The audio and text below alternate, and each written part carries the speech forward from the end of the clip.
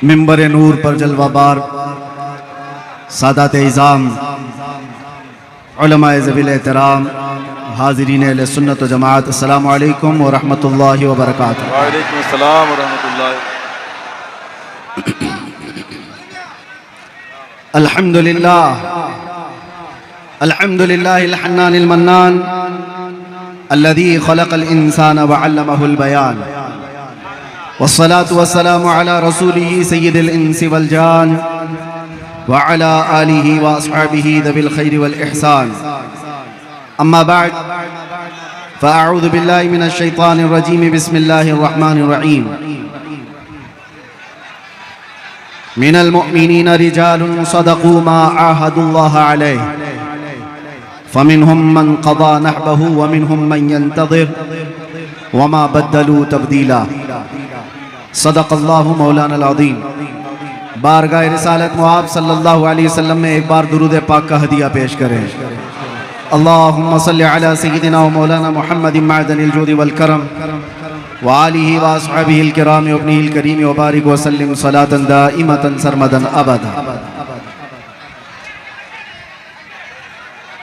अज़ीज़ान गिरामी वक़ार, मैंने शुरू में ही महसूस कर लिया कि आपने मेरे सलाम का जवाब ही इतने दमदार तरीके से दिया तो बात करने का हौसला भी अब बढ़ने लगा है। एक बात मैं आपको बताऊं, मैं जलसे नहीं कर रहा था। काफी दिनों से मेरी तबीयत को लेकर और कुछ मसाइल को लेकर बहुत कम जलसों में जा रहा था, लेकिन उड़ीसा वाले आए, मुंबई में मुलाकात भी किए। मैंने मना ही किया था, लेकिन घर जाने के बाद मेरी रूह ने झिंझोड़ करके कहा जलसे बंद नहीं होना चाहिए, वरना मेरी रूह ने झिंझोड़ करके ये कहा जलसे किया करो ताकि पता चले शेर मरे नहीं है, कुछ पता चले।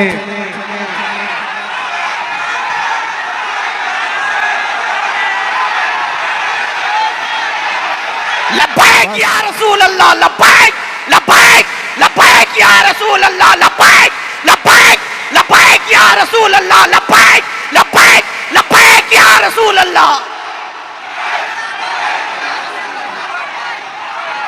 तवज्जो, अब बात समझ में आ रही है। लोग हमसे कहते हैं जलसों में जाने से क्या होता है। मैं यही कहता हूं, एक जुमले से जब इतनी जान आ जाती है, एक जुमले से जब इतनी जान आ जाती है तो इसीलिए हमारी पूरी तकरीरों पर पाबंदी भी लगती है कि इसे ज्यादा बोलने ना दो, वरना फिर जो बरसों से बिस्तर पे पड़े हुए हैं वो लूले लंगड़े भी खड़े हो जाएंगे। मैं अपनी तारीफ में नहीं कहता, यहाँ पर मुझे पता है हर तरह के डिपार्टमेंट के लोग भी आए होंगे, सब जगह होते हैं। खुफिया तरीके से भी हमारी सारी रिकॉर्डिंग करने वाले, मुझे सब पता है, मैं होश व हवास में बोलता हूं। मैं आज एक जुमला किसी साहब को पहुंचाना चाहता हूं।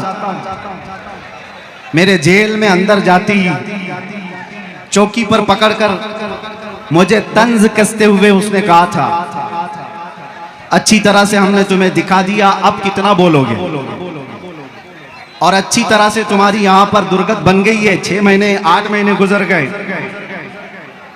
अब इसके बाद तो ठंडे पड़ ही जाओगे। बहुतों को हमने यहां देखा है, आने के बाद सब गोशा नशीन हो जाते हैं। वो साहब तक मेरा पैगाम पहुंचता है तो मैं आज उनको जवाब दूंगा। तुम्हारी सोच के सांचों में ढल नहीं सकता, तुम्हारी सोच के सांचों में ढल नहीं सकता। जुबान काट लो, लहजा बदल नहीं सकता। मुझे भी क्या मोम का पुतला समझते हो? मुझे भी क्या मोम का पुतला समझते हो? तुम्हारी लौ से ये लोहा पिघल नहीं सकता। क्या कहने हैं, जिंदाबाद। इश्क रसूल सल्लल्लाहु ताला अलैहि वसल्लम की गर्मी लेकर जो चलता है, उसे किस बात का खौफ है, किस बात का डर है?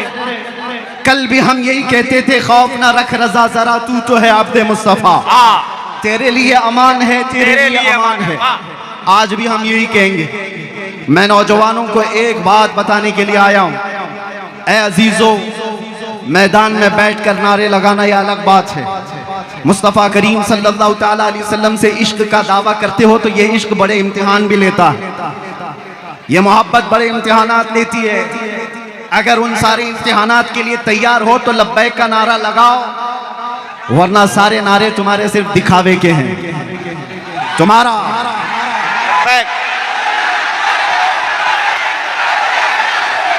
लब्बैक लब्बैक लब्बैक या रसूल अल्लाह, लब्बैक लब्बैक लब्बैक या रसूल अल्लाह, लब्बैक लब्बैक लब्बैक या रसूल अल्लाह। तवज्जो, आपसे मैं बदगुमान भी नहीं, उड़ीसा वाले और खास तौर पर रावरकिला वाले। 2 घंटे के मेरे सफर में हमारे साथ रकीब खान साहब ने बहुत कुछ आपकी दास्तानें सुनाई। कई लोग अंदर जाते हैं आते हैं, अंदर जाते हैं आते हैं। बहरहाल यहाँ का माहौल है अगर, तभी मैंने समझा कि इतने दूर दराज उड़ीसा के लोग मुझे क्यों बुला रहे हैं, इसलिए कि बुज़दिल लोग जल्दी मुझे बुलाते भी नहीं। मेरे भाई, स्टेज पे बैठने से भी कई लोग कतराते हैं, वो अलग बात है। कुछ लोग नीचे सेल्फी ले लेंगे, स्टेज पर बैठने के लिए मैंने महसूस किया है कई लोग डरते हैं कि कहीं हम पर भी केस ना हो जाए। आपको पता है, करीब में साल 1.5 साल पहले की बात है, उत्तर प्रदेश में एक मौलाना साहब हमारे साथ बैठे, लब्बैक लब्बैक लब्बैक कह रहे थे। दूसरे दिन उनको थाने बुला लिया गया, वो डरे सहमे हुए गए। जो भी रिपोर्ट हुई, रात को मुझसे कहने लगे फोन पर कि हज़रत मेरे साथ तो ऐसा हो गया, ऐसा हो गया, ऐसा हो गया। ये मेरे तो अंदर जाने से पहले की बात है। मैंने उनसे कहा था, मौलाना अभी शर्मिंदगी किस बात की, थाने बुलाया गया तो फख्र करो, चोरी पे नहीं बुलाया गया, अपने नबी के नाम पर बुलाया गया है। क्या कहने, किस बात का डर है? इसीलिए मैंने कैद खाने में अंदर बैठ करके एक कलाम लिखा था जिसका ये शेर था, फख्र है इस बात पर कैदी बना हो उस नाम पर, फख्र है इस बात पर कैदी बना उस नाम पर, ये तो है सुन्नत बिलाली बन गई किस्मत मेरी। ये तो है सुन्नत बिलाली बन गई किस्मत मेरी। बेड़ियां हाथ में क्या गर्दन में भी डाल दो आप, है उन्हीं के नाम का सब जिंदगी और मौत मेरी। इसलिए करता है झूम कर सलमान अब, कैद थी ना जेल था, जेल थी ना कैद थी, बढ़नी थी बस इज्जत मेरी। ये एक रिहर्सल था, कैद थी ना जेल थी, बढ़नी थी बस इज्जत मेरी। अल्लाह करीम किस रास्ते से गुजारता है और कहां तक पहुंचता था।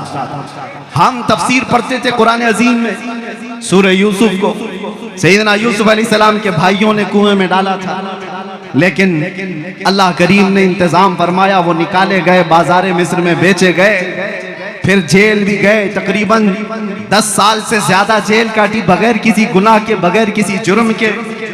सबर आसान नहीं होता मेरे अजीजों, जेल के अंदर एक दिन जो साल भर के बराबर लगता है। उस नबी को याद करके, बाहर रह करके वो फील नहीं कर सकते थे कि कैसा कैद काटा होगा बगैर जुर्म के। और उसके बाद वापस आते ही रब तबारक व तआला ने उनको वजीर आजम की कुर्सी पर बिठा दिया। जेल से निकले सीधे बादशाह की वजीर आजम की कुर्सी पर। ये मरहले होते हैं। रब तबारक व तआला फरमाता है, वकज़ालिक मक्कन्ना लियूसुफ फिल अर्द, इसी तरह से हमने जमीन में यूसुफ को तक़वियत दी, करार दिया। ये रब के फैसले हैं। इसीलिए मैं कहता हूं, मुझे जरा बराबर भी आर और ऐब महसूस नहीं होता। जेल में जाकर के आने वाला मुंह छुपाकर घूमता है, वो डर डर करके घूमता है, इज्जत चली गई, जेल चले गए थे। कसम रब्बे जुल जलाल की, एक दिन भी ऐसा ख्याल नहीं आया, एक दिन भी ऐसा ख्याल नहीं आया। बल्कि मैं दुनिया को ये दिखाता हूं, ये दीवानों का हुजूम क्यों है आज। दुनिया सेलिब्रिटीज को देखने के लिए भीड़ लगाती है और ये दीवानी उम्मत है मुस्तफा के कैदी को देखने के लिए भीड़ लगाती है। मिजाज कुछ और है, उम्मत का मिजाज कुछ और है।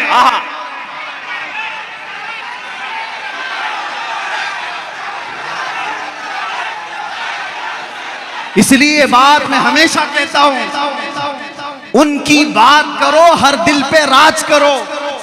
इस उम्मत का मिजाज अलग है। यहां सिर्फ चमकने वाले चेहरे और लाली पाउडर के दीवाने ही नहीं मिलते।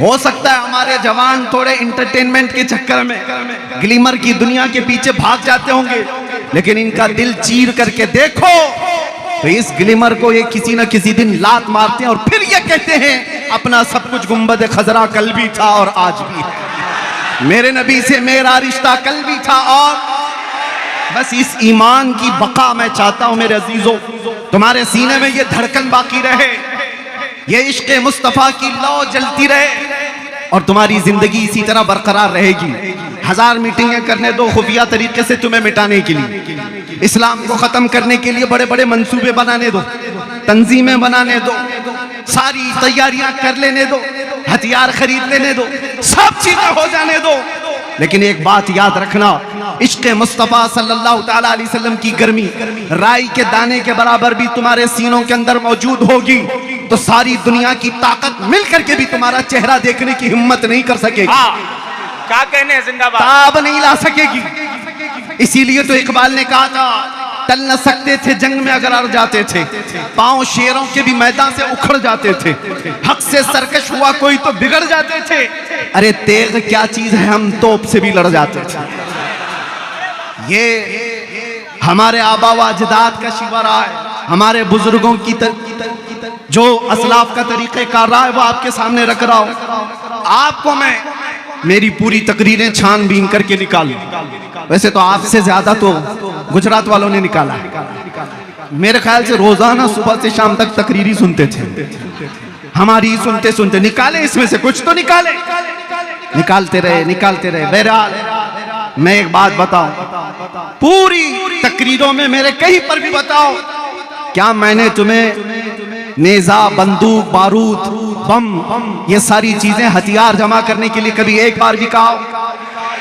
ला करके दिखाओ।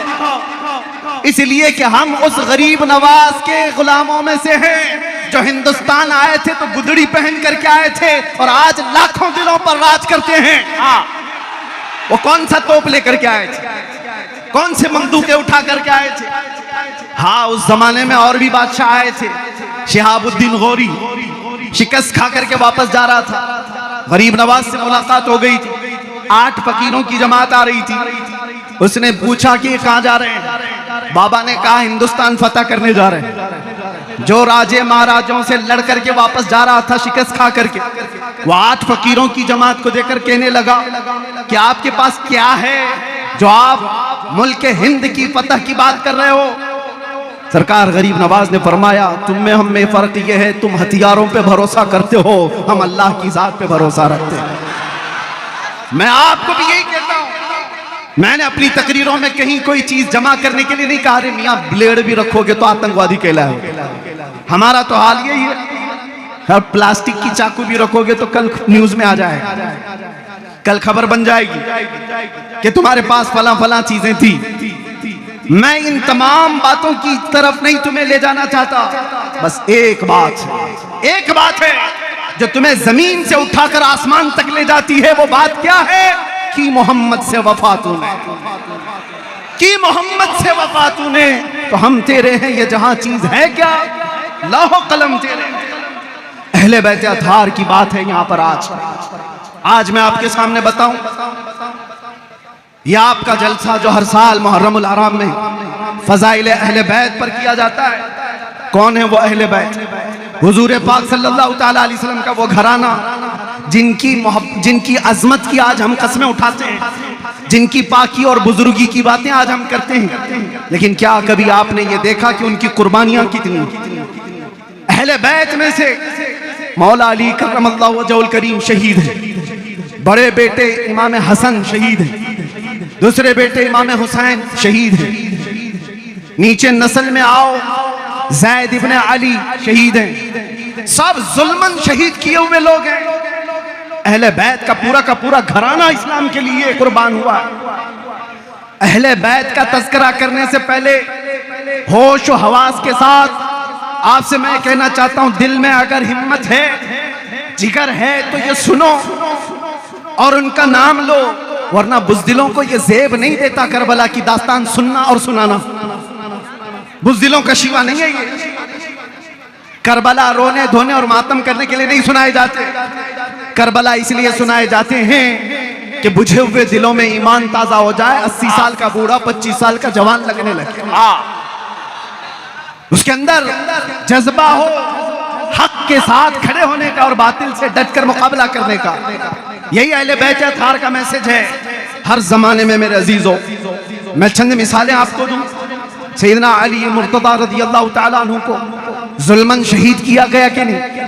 मस्जिद में शहीद किया गया। आपके बड़े बेटे सैयदना इमाम हसन मुज्तबा रज़ियल्लाहु ताला अन्हु किस बात पर?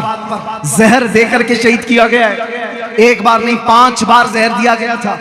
इमाम हसन की अंतड़ियां कट करके मुंह से बाहर आती थी। ये रसूलुल्लाह के नवासे की बात कर रहा हूं।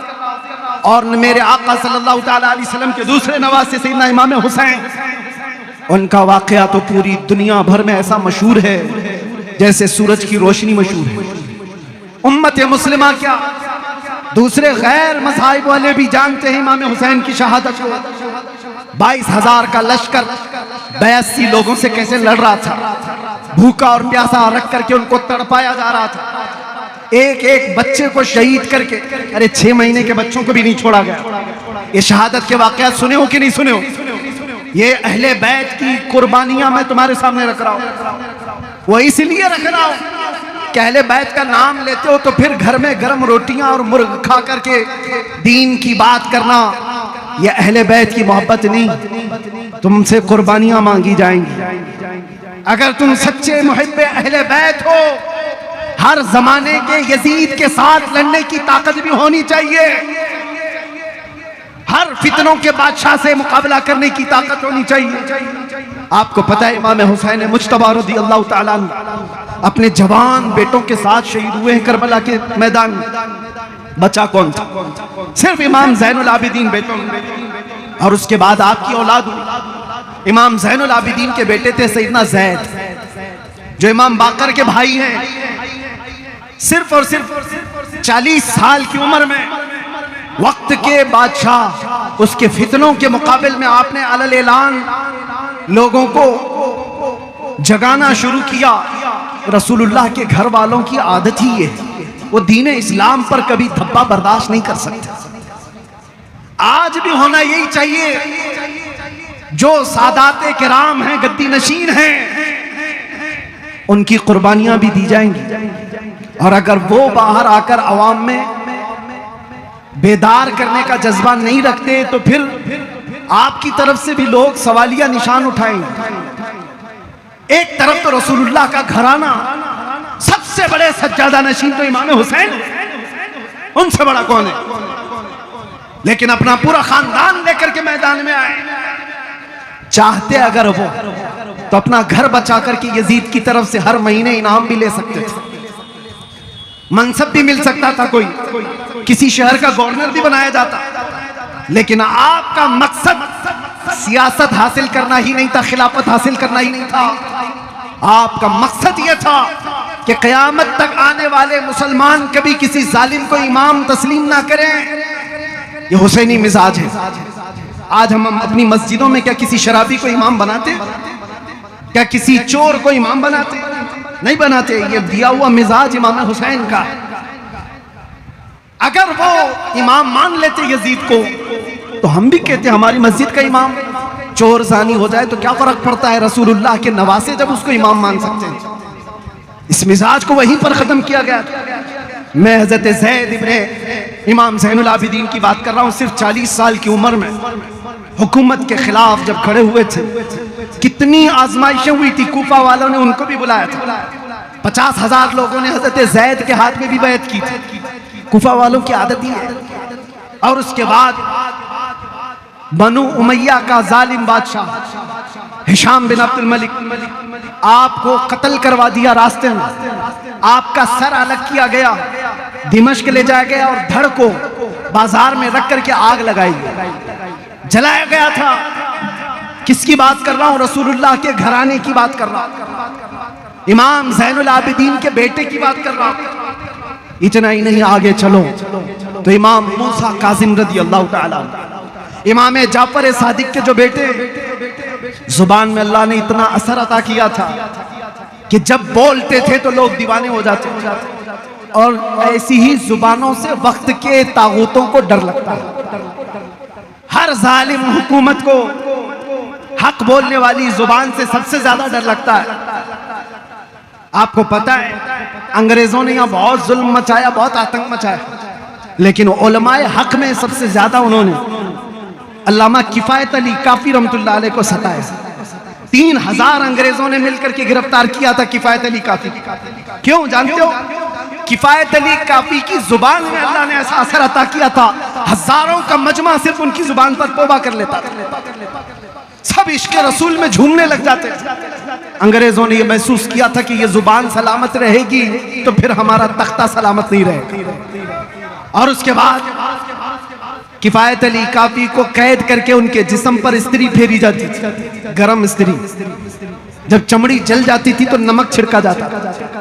उसके बाद 8 दिन के बाद आपको फांसी पर चढ़ाया गया था किफायत अली काफी। ये मिसाल इसलिए दे रहा हूं, हर जमाने में हक बोलने वाली जुबान, इससे डर लगता है हुकूमत वक्त को। हजरत सईदना ज़ैद बिन अली के साथ भी यही हुआ था, और हजरत इमाम मूसा काजिम के साथ भी यही हुआ। एक के बाद 2 बार, 2 के बाद 3 बार, तीसरे के बाद चौथे बार, चौथे के बाद 5वें बार इमाम मूसा काजिम को जेल भेजा जा रहा था। जेल भेजा कौन जानते हो? खलीफा हारून रशीद का जमाना, जिसके तज़किरे हजारों तरीके से आपने सुने हो। लेकिन कोई भी हो, वक्त का खलीफा डर जाता है, या अहले बैत है, एक दिन अगर ये ऐलान कर दे तो सारी उम्मत इनकी तरफ हो जाएगी, हमारा तख्ता हिल जाएगा। इमाम मूसा काजिम रदी अल्लाह ताला कभी घबराए नहीं, कभी डरे नहीं। मैं उनको आइडियल समझ करके आपके सामने कह रहा हूं। एक बार जेल जाकर आने के बाद लोग ये कहते हैं कि नहीं, बहुत संभल करके चलना चाहिए। बिल्कुल संभल के हम पहले भी चलते थे, आज भी, क्योंकि शराब नहीं पीते, हम नशे में नहीं रहते। एक ही नशा है, वो ताजदार मदीना का, वो खमार असली खमार है। हम झोले खाते हुए लोग नहीं है जिनको तुम नसीहत करो कि बहुत संभल के बोलना चाहिए। हाँ बिल्कुल संभल के, पहले भी होश में बोलते थे, आज भी। इमाम मूसा काजिम को देखा, जेल में रखा गया, फिर छोड़ा गया। आप वही बात बोलते थे जो पहले बोलते थे, फिर जेल भेजा गया, साल 2 साल, वापस छोड़ा गया, आप फिर वही बात। क्यों? हक बात से कोई समझौता नहीं होता। इसीलिए तो मैंने शुरू में ही ये शेर कहा, हमारा ये शिवा है, हमारे बुजुर्गों का, अहले बैत का ये शिवा है जो मैंने शेर पढ़ा है। तुम्हारी सोच के सांचों में ढल नहीं सकता, जुबान काट लो, लहजा बदल नहीं सकता। ये सिर्फ मेरी बात नहीं, ये हमारे इमामों की बात है, इमामों की बात है। हर आलिम रब्बानी हक गो ये कहता रहा। बहुत दूर क्या, माजी करीब में जाएंगे तो शहजादे आला हजरत सैयदना सरकार मुफ्ती आजम हिंद के जमाने में हिंदुस्तान में एक डिक्टेटरशिप, एक इमरजेंसी हुकूमत कायम हुई थी। आपको पता होगा, बूढ़े लोगों को पता है, जवान लोगों को कहा, हम भी नहीं पैदा हुए थे। लेकिन उसका जमाना बताया जाता है, इंदिरा गांधी ने सारा होल एंड सोल अपने हाथ में रखा है, सारी चीजें कंट्रोल में। कोई आवाज उठाए तो मारो, अंदर करो। ये आज थोड़ी ना हो रहा है, इससे पहले कांग्रेस ने भी ये सब किया है, अंदर डालो जो भी बोलता है। उस जमाने में प्राइम मिनिस्टर ने यह फैसला किया था, आबादी कंट्रोल करने के लिए नसबंदी होनी चाहिए। बाकी सब मान लेंगे लेकिन मुसलमान नहीं मानेंगे, मुसलमानों के यहाँ ये हराम है। उन्होंने फिर सोचा कि बड़े बड़े दारुल उलूम से फतवे ले जाए, और कुछ दारुल उलूम तो इसीलिए बैठे ही हैं, फतवे दे भी दिए। फतवे दिए, मोहतरमा जैसा बोलेंगी वैसा दारुल उलूम चलेगा। और वही मोहतरमा बरेली भी भेजती है। वक्त का कुतुब मुफ्ती आजम कलम हाथ में लिए बैठा है। सवाल है हुकूमत वक्त की तरफ से नसबंदी के सिलसिले में कि हुकूमत ने कंपलसरी कर दिया है, लाजिम कर दिया है, कुछ तो मसलहत का बीच का रास्ता निकाला जाए। मुफ्ती आजम हिंद ने कहा 1400 साल क्या 14,000 साल भी हो जाए, शरीयत मुस्तफा में एक बाल बराबर भी तब्दीली नहीं आ सकती। कल भी नसबंदी हराम थी, आज भी नसबंदी हराम है। जानते हो मुस्तफा रजा का ये फतवा मुफ्ती आजम का जब निकला था तो प्रेस तक जला दिया गया था। बरेली का जहां से ये फतवा छप करके आया था वो प्रेस जला दिया गया। जो फतवा चिपकाने के लिए दीवारों पर जाते थे उनको पकड़कर कैद किया गया। हालात बड़े बेकाबू थे। मुफ्ती आजम के पास कुछ मुरीदीन ने आकर के कहा था कि सरकार अब क्या होगा, हुकूमत बहुत सख्त एक्शन ले चुकी है। आपने फरमाया होश के नाखुन लो, शरीयत मुस्तफा की बात कर रहा हूं, फतवा नहीं बदलेगा, हुकूमत बदल जाएगी।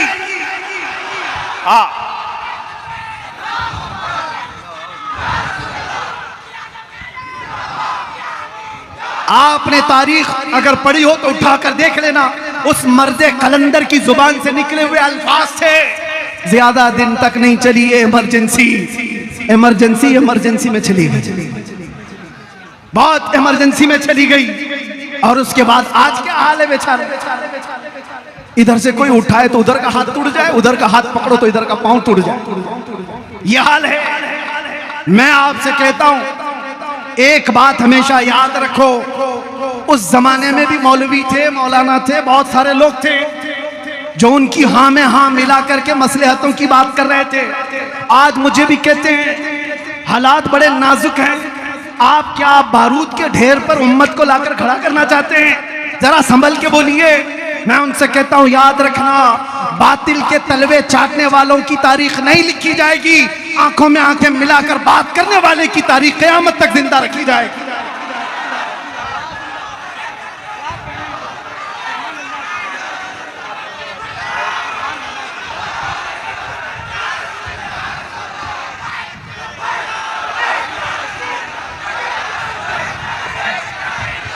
लब्बैक लब्बैक लब्बैक या रसूल अल्लाह, लब्बैक लब्बैक लब्बैक लब्बैक लब्बैक लब्बैक लब्बैक या रसूल अल्लाह। और एक बात ये भी मैं बताऊं, यहां से मैं ये भी कहूंगा, कुछ लोगों ने मुझसे कहा कि जो कुछ भी हो रहा है उस पर आप संजीदगी से बात करें। बिल्कुल, हम बहुत संजीदगी से बात करते हैं, बहुत संजीदगी से बात करते हैं, लेकिन लहजा अगर थोड़ा सख्त होता है तो सिर्फ इस बात पर कि हमारे मुर्शिदों ने, हमारे असातिज़ा ने हमें ये तालीम दी है, बेटा जुबान हमेशा नरम रखना, दिल हमेशा, जुबान मीठी रखना, दिल नरम रखना, दिमाग ठंडा रखना। 3 चीजें याद रखना, दिमाग ठंडा, जुबान मीठी, दिल नरम। लेकिन यही बात जब मुस्तफा करीम सल्लल्लाहु अलैहि वसल्लम की गुस्ताखी की आ जाए तो ना दिमाग ठंडा, ना जुबान मीठी, ना दिल नरम होगा, फिर नहीं होगा। अरे दुनिया अपनी माँ की गाली बर्दाश्त नहीं कर सकती, जो करोड़ों माओ से ज्यादा हम अपने नबी से मोहब्बत करते हैं, कैसे बर्दाश्त कर सकते?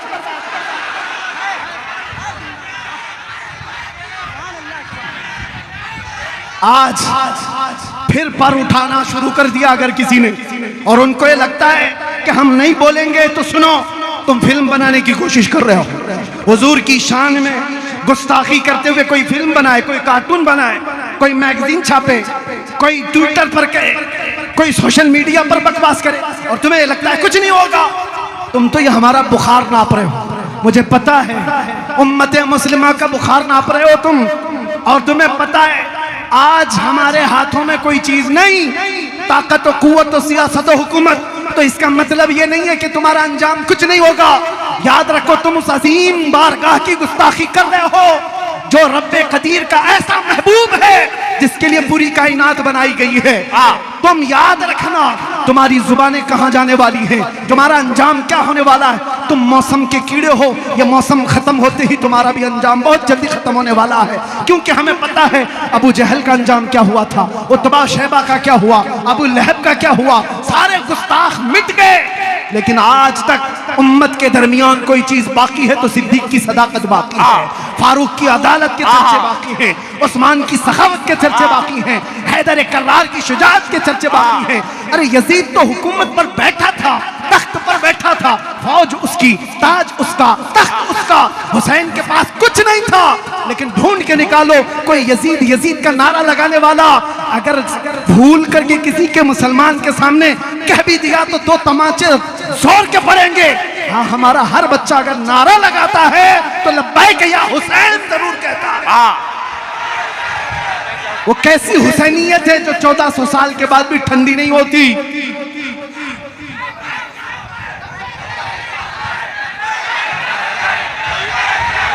लब्बैक या हुसैन, लब्बैक या हुसैन, लब्बैक या हुसैन, लब्बैक या हुसैन, लब्बैक या हुसैन। कुछ लोगों को यहां मैं ये बता दूं, क्यों मियां तुम लब्बैक लब्बैक क्यों कहते हो, क्यों कहते हो? और अपनी ही जमात में कुछ गद्दारों को इस बात से तकलीफ है। वो ये समझते हैं ये किसके लिए बोला जा रहा है? हुसैन के लिए। वो तो मर गए, मुआज़ल्लाह रब्बिल आलमीन, और तुम उनको कह रहे हो आए हुसैन हम हाजिर हैं। तुमने समझा ही नहीं हुसैन को। वो जो टुकड़े तुमने मैदान करबला में देखे, जाओ जरा जुबान खोलो, कुरान भी तुम्हें थप्पड़ लगाएगा। ला तक़ूलू लिमन युक़तलु फी सबीलिल्लाहि अमवात, अल्लाह की राह में जो मारे जाए उन्हें मुर्दा ना कहो, वो जिंदा है। तुम्हें उसका शऊर नहीं। एक बात मैं आपको बताऊं मेरे अजीज, मरने से कभी डरना मत। मौत आएगी कि नहीं आएगी? अरे मुसलमान के लिए मौत तोहफा है। इधर आंख बंद हुई उधर मुस्तफा की जियारत हुई। डरे वो जिसकी आंख बंद होने के बाद जलना है, जलना है, जलना है, जलना है। इधर आंख बंद हो उधर मुस्तफा की जियारत हो, उसके लिए तोहफा नहीं है तो और क्या है? मौत खौफनाक हादसा नहीं, खूबसूरत तोहफा। अल मौत जस्रुन यूसिलुल हबीब इलल हबीब। मौत एक ब्रिज का नाम है, एक हबीब को दूसरे हबीब से मिला देती। अब आपको मैं एक बात को, कुरान का फलसफा तो समझो। एक जगह कुरान कहता है इन्नका ला तुस्मिउल मौता वला तुस्मिउस सुम्मा दुआ। ऐ रसूल आप इनको नहीं सुना सकते, ये मुर्दा हैं। किसको कह रहा है कुरान? अबू जहल, उतबा, शैबा, ये जो जिंदा थे जमाने में, खा रहे हैं, पी रहे हैं, उठ रहे हैं, बैठ रहे हैं, बाजार में जा रहे हैं, सबसे बातचीत कर रहे हैं, और कुरान कहता है ये मुर्दा है। ऐ रसूल आप इनको नहीं सुना सकते, ये गूंगे बहरे मुर्दा है।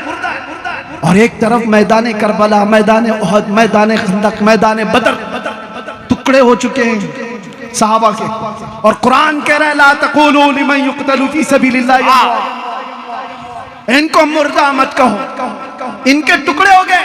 कुरान कहता है इनको मुर्दा ना कहो। और जो चल फिर रहे हैं उनको कह रहा है ये मुर्दा है। क्या है? चल रहा है, फिर रहा है, बोल रहा है, चल रहा है, वो मुर्दा है। कट गया है टुकड़ों में, वो जिंदा है। कुरान का फैसला क्या है?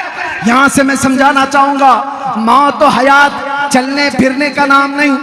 ये हयात सिर्फ चलने फिरने का नाम नहीं, और मौत सिर्फ और सिर्फ रूह निकल जाने का नाम ही नहीं।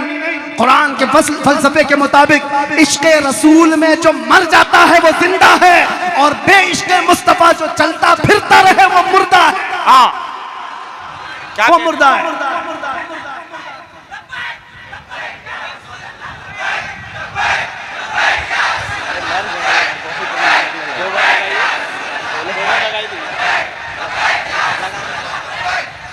मैं आपको ये कहना चाहूंगा, तुम्हारी जिंदगी बाकी रखो, जोश और जज्बे बरकरार रहें, लेकिन होश के साथ, और ईमान की सलामती ऐसी बाकी रहे। ऐ नौजवानों, बड़े अदब के साथ मैं भीख मांगते हुए कहता हूँ, ऐ नौजवानों, एक बार आ जाओ उस रास्ते पर जहां मेरे मुस्तफा ने हमें छोड़ा था। आ जाओ उस रास्ते पर। तुम आज ये वावेला क्यों मचा रहे हो? फला उठा गुस्ताखी कर रहा है, फला उठा गुस्ताखी कर रहा है। क्या बर्दाश्त होती है तुमसे गुस्ताखी? क्या अपने नबी की शान में गंदी भपकियां सुनने को तैयार हो? नहीं तैयार हो तो इनका मतलब सिर्फ और सिर्फ मुकाबला नहीं, बदलो तो अपने आप। ये तुम्हारे से दुश्मनी करते हुए तुम्हारे नबी तक पहुंच गए। इनको तकलीफ तुम्हारे अमाल से है, तुम्हारे साथ मामलात से है। अगर किसी का किरदार ऐसा हुआ कि उसकी वजह से उसके नबी को गाली दी गई तो उससे बड़ा बदनसीब कौन हो सकता? क्या अपने आप को अब तक ऐसे ही बदकिरदारी में रखे रहोगे? बदलो तो मेरे अजीज। ऐ नौजवानों, बदलने का वक्त आ चुका है। आ जाओ वो गाने बाजे तमाशाओं से बाहर, ग्लिमर की दुनिया से निकल आओ। अल्लाह ने तुम्हें जिंदगी दिन भर इंस्टाग्राम फेसबुक पे मुजरे करने के लिए नहीं दिया है। हर कोई रील्स बनाते हुए लड़के लड़कियां बन गई, लड़कियां लड़के बनने लग गए। नौजवानों को इस दुनिया ने कहां तक पहुंचा दिया, बीच का आदमी बना दिया है। कितने तो ऐसे हैं जो मुजरे करते करते अपनी मर्दानगी भूल गए। इनको पता ही नहीं है, चूड़ियां भी पहन लिए, बालियां भी पहन लिए। नौजवानों, होश तो लो, तुम उम्मत मुस्तफा हो जिसको कुरान खैर उम्मत कह रहा है। तुम सबसे बेहतरीन उम्मत हो। सबसे बेहतरीन उम्मत आज चूड़ियां पहनेगी, बालियां पहनेगी, चोटियां रखेगी, फटी जीन्स पहन करके अपने जिस्मों का तमाशा करेगी। खैर उम्मत ये नहीं है। खैर उम्मत को देखो, जाओ 19 साल का जवान बेटा हुसैन का 3 दिन से प्यासा है, लड़ते लड़ते घोड़े पर थक गया, फिर भी वापस आकर अपने बाबा से ये नहीं कहता कि मैं बाहर जाऊं, मेरी तो मंगनी भी हुई है, मेरी तो शादी बाकी है, भी मैं भी तो अपनी जिंदगी गुजारूं। नहीं, अपने 56 साल बाप को उठने नहीं दिया खीमे से। अपने जवान, 19 साल की बात कर रहा हूं, 19 साल के जवानों ने मौला हुसैन से कहा था, बाबा जब तक हमारे जिस्म में खून का आखिरी कतरा भी बाकी है, हम आपको अपने हाथ में तलवार उठाने नहीं देंगे। हमारी जिंदगियां जब तक है। तुम क्या जवाब दोगे उन नौजवानों को क़यामत के दिन? अगर वो हुसैन के बेटे क़यामत के दिन खून में लथपथ आए और तुमसे पूछें, हमने 19 साल जवानी, 22 साल जवानी इस्लाम के लिए कुर्बान की, तुम क्या कर रहे थे उस वक्त? तुम क्या कहोगे? रात भर इंटरनेट चला रहा था, रात भर पबजी खेल रहा था, गेमों में मसरूफ था। ऐ नौजवानों, तुम क़यामत के दिन क्या जवाब दो? बदलो अपनी जिंदगी को, उठो, वो करना हश्र ना होगा फिर कभी। दौड़ो के ज़माना चाल अपनी चल गया। आज तुम्हारे लिए जितने भी मंसूबे बनाए जा रहे हैं, बनाने तो कुछ फर्क नहीं पड़ता। यह आज से नहीं, 1400 साल से हम देख रहे हैं। लोग जो कहते हैं हालात खराब है, कभी हालात अच्छे हुए ही नहीं थे हमारे। इस्लाम के खिलाफ हमेशा ऐसे ही हालात रहे, इससे भी बुरे हालात आए। चंगेज का जमाना आया, हलाकू का जमाना आया। अरे हमारी खोपड़ियों से मीनार बना दिए थे बादशाहों ने। कत्ल इतना किया था कि बगदाद के दरियाए दजला का पानी हमारे खून से लाल हो गया।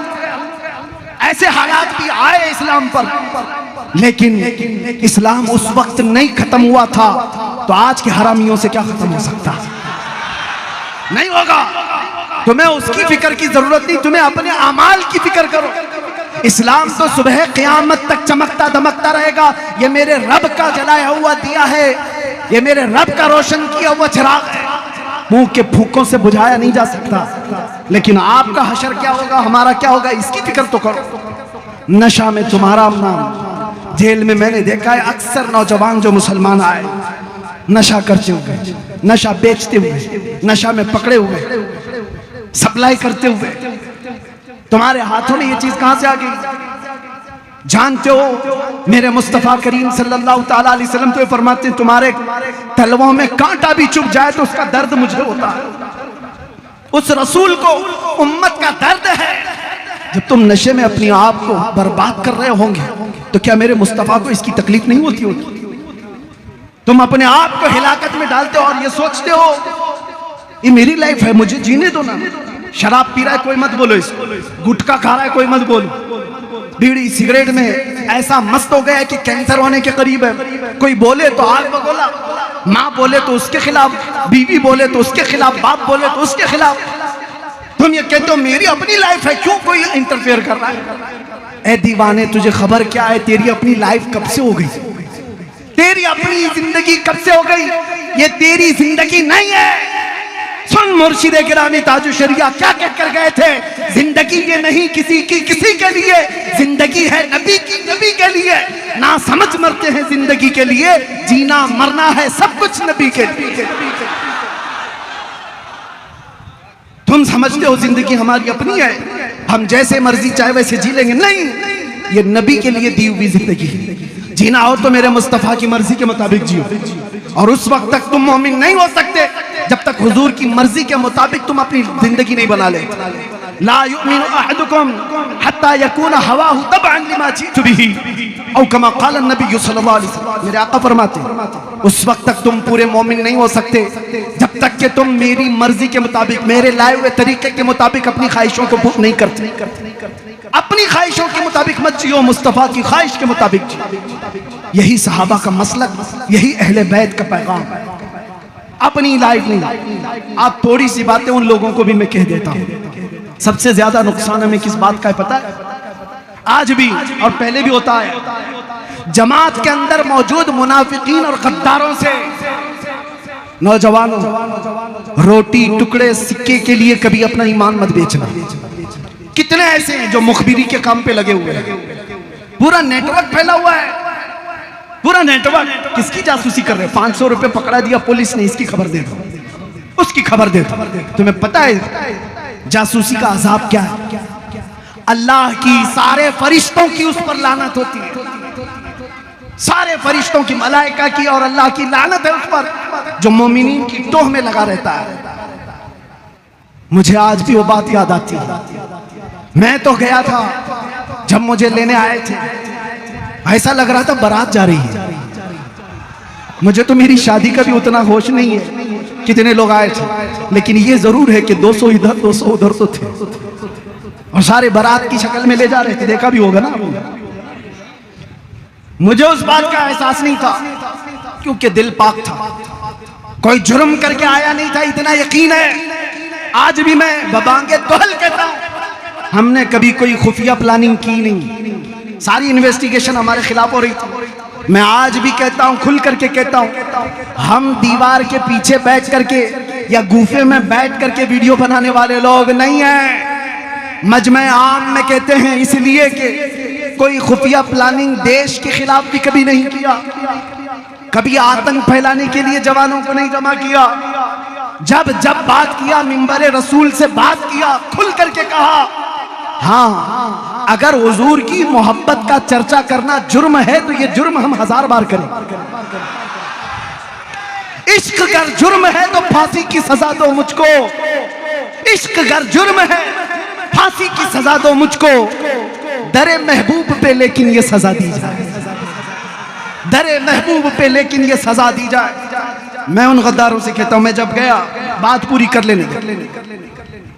इन्वेस्टिगेशन में बहुत सारी सवालात की बौछार, लेकिन पता है सामने बैठे हुए एक ऑफिसर हंस रहे, मुस्कुरा रहे, फोन में देखते, अरे मुफ्ती साहब आपकी तो ये तकरीर भी आ गई। थोड़ी देर के बाद, अरे मुफ्ती साहब आपकी ये क्लिप भी आ गई। कहा इतनी देर से आपके पास तो थोड़ी सी तीसरी आ रही कहां से? कहा आपके मौलाना लोग भेज रहे हैं, पीर साहब लोग भेज रहे हैं। मैं जानता हूं अच्छी तरह से, मैं कभी नाम जिक्र नहीं करूंगा। ये जो खबर पहुंचाने वाले लोग, दाढ़ी टोपी जुब्बे वाले, मसनद पर बैठ करके लोगों को गुमराह करने वाले, मुझे सब पता है। तुम जो खबरगिरी कर रहे थे, मैं नाम जाहिर नहीं करता, कयामत के दिन के लिए रखा हूं। इंशाअल्लाह देखेंगे कयामत का दिन जब कायम होगा, तुम किसके साथ खड़े रहोगे और हम किसके साथ खड़े रहेंगे। सुभान अल्लाह, सुभान अल्लाह। तुम क्या समझते हो? खबर दे करके मुसलमानों की, मेरी खबर दे रहे, इसमें भी पकड़ो मुफ्ती को, इसमें भी पकड़ो मुफ्ती को, क्लिप भेज भेज करके तुम वरगला रहे। साहब ऑफिसर वो खुद कह रहा है, मुफ्ती साहब आप डरो मत, आप घबराओ मत। ऐसे बहुत लोग हमारे पास, ऐसे बहुत लोग हैं। हम तो अपना वही काम करेंगे जो कानून की रूह से चलेगा, मुझे उससे आपत्ति नहीं है। उस ऑफिसर ने अपना काम किया होगा, लेकिन सवाल यह है, दाढ़ी टोपी रख करके जिनके नाम हमारे पास आए थे, जिनको तुम खबरें दे रहे थे, मैं उनसे पूछता हूं, तुम किस नबी का कलमा पढ़ते हो? जानते हो जब एक आदमी हुजूर की इज्जत की खातिर गया है, तुम उसके लिए कहते हो जल्दी मत छोड़ना इसको बाहर, जल्दी मत छोड़ना। अरे जालिमो, मौत तो हयात तुम्हारे हाथ में नहीं है, कहे तो बंद भी तुम्हारे हाथ में नहीं है। मुझे अच्छी तरह से पता था, मैं जा रहा हूं अंदर, मौत के बाद भी निकल सकता हूँ, लेकिन ये यकीन था मेरे मुस्तफा जब तक चाहे अंदर बिठाएंगे और जब तक न चाहे तुम पूरी ताकत लेकर के भी मुझे एक मिनट के लिए रोक नहीं सकते। सुभान अल्लाह। नारे तकबीर, नारे रिसालत, मुफ्ती सलमान अजहरी साहब क़िबला, लब्बैक लब्बैक लब्बैक या रसूल अल्लाह, लब्बैक लब्बैक लब्बैक या रसूल अल्लाह, लब्बैक। एक शेर हजरत के नाम, मर्द हक बातिल से हरगिज खौफ खा सकता नहीं, सर कटा सकता है मगर सर झुका सकता नहीं। और कत्ले हुसैन, अरे कत्ले हुसैन असल में मर्गे यजीद है, इस्लाम जिंदा होता है हर करबला के बाद। लब्बैक लब्बैक या रसूल अल्लाह, लब्बैक लब्बैक। माशाअल्लाह, बहुत खूब। आपके इस तैयार में इसलिए इतना जज्बा आ गया, दर्द होता है मेरे अजीजों। मैं इतने जज्बे के साथ बोलने का आप सिलसिला भी वैसे रोक चुका हूँ। तबीयत अगरचे संभल नहीं पाती, 8 महीने पत्थरों पर सुलाकर मेरी कमर जो तुमने तोड़ दिया और उन्हें लगता है कि टूट गया। मेरे अजीजों, जिस्म टूटने से जुबान नहीं टूटती है, और जुबान टूट जाए होश नहीं टूटता, और होश टूट जाए तो ईमान कभी नहीं टूटता। सुभान अल्लाह, सुभान अल्लाह। वो तो मेरे नबी का दिया हुआ है, वो संभाला हुआ आमिना के लाल का है। और मैं उनसे कहता हूँ, नबी के नाम की रोटियां खाने वाले, नबी के नायब और नबी के आशिकों के साथ गद्दारी ना करो, गद्दारी ना करो। अनकरीब तुम्हारे पूरे चूल्हे हिलाए जाएंगे। तुमने जो मुनाफिकत की है, इस्लामी लिबास पहन करके जो जितने भी गद्दार मुनाफिक हैं, आप देखना, याद रखना, चंद दिनों के बाद ये ऐसे बेनकाब होंगे कि अल्लाह तबारक व तआला जलील और रुस्वा करके इनको मारता है। ये कानून फितरत है। जो इधर इस तरह की हरकतें करते हैं वो बहुत जल्दी रुस्वा होते हैं, जिसको आम मुहावरे में हम क्या कहते हैं, धोबी का कुत्ता न घर का न घाट का। ये होगा। और हमने नहीं देखा है लखनऊ का वो कुत्ता जो धर्म बदल लिया था, नाम भी बदल लिया था, कहाँ चला गया? 2 साल हो गए, दिखता ही नहीं। सारे मीडिया वाले हौत कुर्सी पे बिठाते थे, साहब आप तो धर्म परिवर्तन करके आए हो मुसलमानों को वरगलाने के लिए, कि एक बदला तो हजारों बदलेंगे। उसको देखकर तो कोई कीड़ा भी नहीं बदलता। उसने सोचा होगा कि बदल करके बहुत फेम मिल जाएगा, शोहरत मिल जाएगी। अरे 6 महीने के बाद उन्होंने भी लात से मार के निकाल दी। वो पंडित तुम्हें कहां पालेंगे? तो वैसे ही बदला हुआ आदमी जो अपने दीन का नहीं रहा, वो हमारा क्या रहेगा? छोड़ दिया गया। आपने देखा है ना, आपने देखा है। मैं नाम इसलिए नहीं जिक्र करता कि ये मिंबर पाक है, सुभान अल्लाह, पाक है, पाक रसूल का जिक्र है। शैतानों का जिक्र सिर्फ लानत के लिए होता है। लेकिन आपको याद दिलाने के लिए कह रहा हूं, बदल लिया, क्या हुआ? क्या इस्लाम में खलबली मच गई? हर कोई बदलने लगा? कुछ नहीं हुआ। बुरा तो तेरा हुआ। 100 साल पहले बरेली के इमाम ने कहा था, मुस्तफ़ा करीम सल्लल्लाहु अलैहि वसल्लम के दरबार की तरफ देख करके, या रसूल अल्लाह, जो तेरे दर से यार फिरते हैं, दर बदर यूं ही खार फिरते हैं। बेशक दर बदर यूं ही खार फिरते हैं। जो हुजूर का नहीं हुआ वो किसी का नहीं हो सकता। इसलिए ऐ मुसलमानों, ऐसी गतिविधियों में मुलविस न रहो। तुम लोगों के आलेकार ना बनो। झटके से मारे गए थे, गद्दार से मारे गए थे। कौम के अंदर मौजूद गद्दारों ने उनको अंग्रेजों के हाथ दे दिया था। आप तारीख उठा करके देख लो, हर जमाने में ऐसे लोग मौजूद रहे जो गद्दारों की वजह से, मुनाफिकीन की वजह से नुकसान उठाए जाते हैं। हिंदुस्तान की सरजमीन पर भी ऐसे बहुत सारे जय्यद उलमा हैं जिनको फंसाने के लिए, जिनको सजाए मौत दिलाने के लिए बहुत सारे टोपी वाले काम कर रहे थे। ये बजाय टोपी और दाढ़ी वाले, इनका कोई ईमान नहीं होता। अगर तुम भी ऐसी 2 टकों के लोग हो तो तुमसे मेरा खिताब नहीं। और अगर तुम आमिना के लाल के दरबार के भिखारी हो तो अपनी इज्जत नफ्स संभाल करके रखना।